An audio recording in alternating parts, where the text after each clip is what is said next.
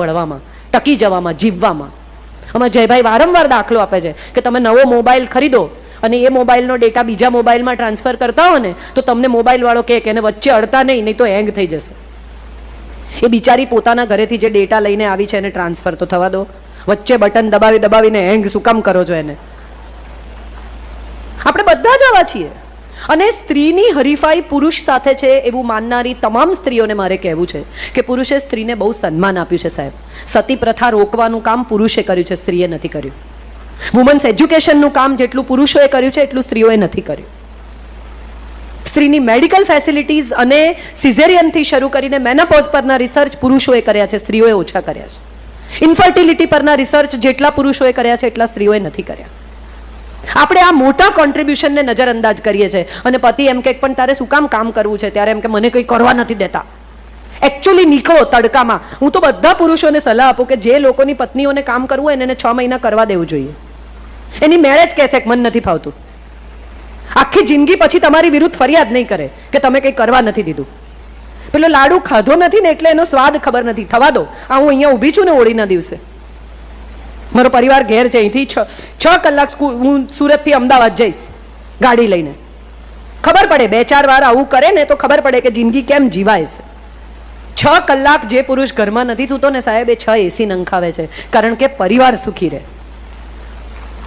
40 વર્ષ મેં એક સર્વે કર્યો છે કે 40 વર્ષ મોટા ભાગના પુરુષો ટિફિનમાંથી જમે છે, કારણ કે એ કામે જાય છે. એ 40 વર્ષ જે પુરુષ ટિફિનમાંથી જમે છે એ એટલા માટે જમે છે કારણ કે એનો પરિવાર ગરમ જમી શકે. આપણે આવા કોઈ કોન્ટ્રીબ્યુશનને સન્માન આપતા શીખ્યા જ નથી, કારણ કે આપણે અસુખમાં છીએ. આમાં પાણી હોય ને તો હું તમારી સાથે પાણી જ શેર કરું, આમાં શરબત હોય તો તમને શરબત આપું. આપણે ભીતર શરબત ભર્યું જ નહીં, ખારું પાણી આંસુનું, અને પછી ગીતો લખે યે હે ઔરત તેરી કહાની, આંચલ મેં દૂધ આંખોં મેં પાની. સેના આંખોં મેં પાની યાર. 498ના કાયદાનો દુરુપયોગ કરે છે ત્યારે કઈ સ્ત્રીની આંખમાં પાણી હોય છે? Let us come there, let us face the reality of the society. સ્ત્રી અને સમાજ કહીએ ત્યારે આની પણ વાત થવી જોઈએ. 498ની ધમકી આપે, પોલીસને ફોન કરી દઈશ, દહેજ માટે હેરાન કરો છો એવું કહી દઈશ, ચિઠ્ઠી લખીને મરી જઈશ. એકચ્યુઅલી ખરેખર એ વખતે કાગળને પેન આપવા જોઈએ કે લખી જ કાઢ બેટા. હવે તો આપણે કરી જ નાખીએ. શેને માટે?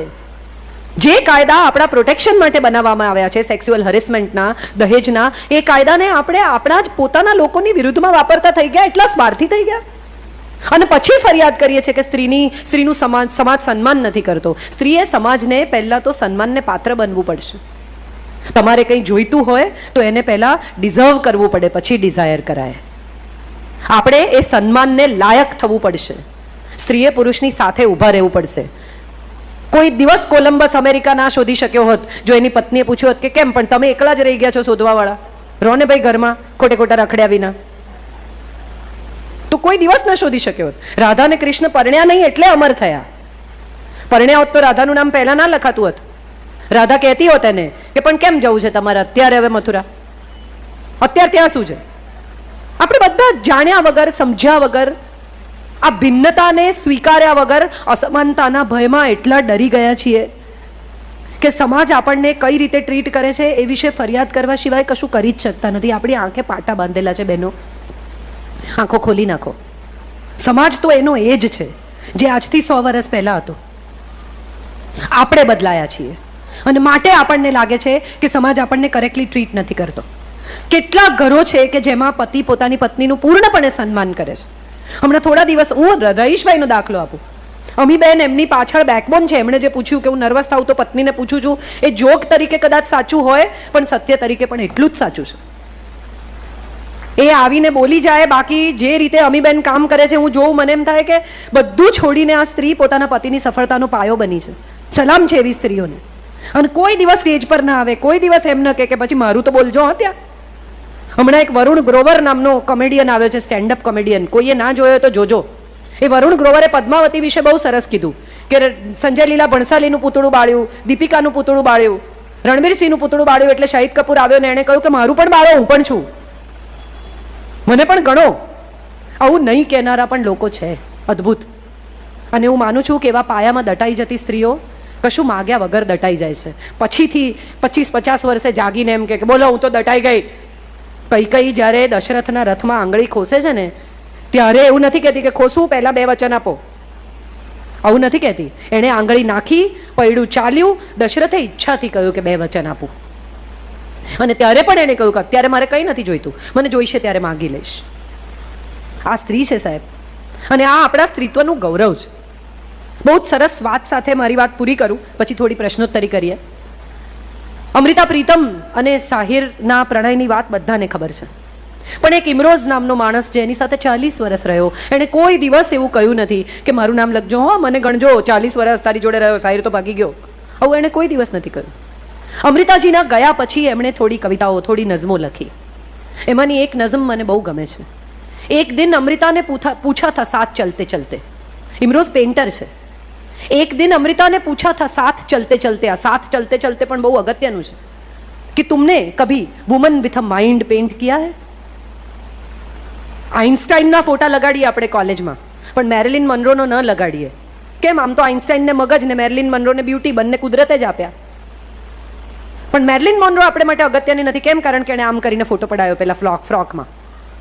માટે આપણને હવે ના સમાજમાં આવો ફોટો ના પડાવાય. કોણ નક્કી કરે આ વાત? થોડા લોકો, મુઠ્ઠીભર લોકો, કે બધી સ્ત્રીઓ ભેગી થઈને गेट टुगेदर? क्या तुमने woman with a mind paint किया है? और अगर नहीं किया है तो करो. આગળની નઝમ બહુ ઇમ્પોર્ટન્ટ નથી, આ સવાલ બહુ ઇમ્પોર્ટન્ટ છે. ઇતિહાસમાં, પુરાણમાં ક્યાંય સ્ત્રીની બુદ્ધિની વાત કરવામાં આવી જ નથી. સતત તેના વખાણ યુધિષ્ઠિર જ્યારે દ્યુતમાં મૂકે છે ત્યારે પત્નીના વખાણ કરે છે. બહુ પાતળી નથી, બહુ જાડી નથી, 5 પતિઓ છતાં એની કટી પાતળી છે. મંદોદરી નામ કેમ પાડ્યું? તો કે મંદોદરી, જેનું પેટ ફ્લેટ છે એવી. આવી સુંદર સ્ત્રીઓની વાત છે, પણ મંદોદરી બુદ્ધિશાળી હતી એવું તો કોઈ કહેતું જ નથી. એણે રાવણને સલાહ આપી હતી કે ન કરા, ભરાઈ જવાનું છે, એ તો કોઈ કહેતું જ નથી. સત્યવતીએ નક્કી કર્યું કે દીકરાઓ મરી ગયા, કઈ વાંધો નહીં, વેદવ્યાસને બોલાવો. આ બોલ્ડનેસ છે સાહેબ, કે બહારથી પોતાના આગલા ઘરના પુત્રને બોલાવીને પોતાના વંશને ચલાવવાનો નિર્ણય કર્યો સત્યવતીએ. આ આપણે કોઈ ક્યાંય આનો ઉલ્લેખ જ નથી.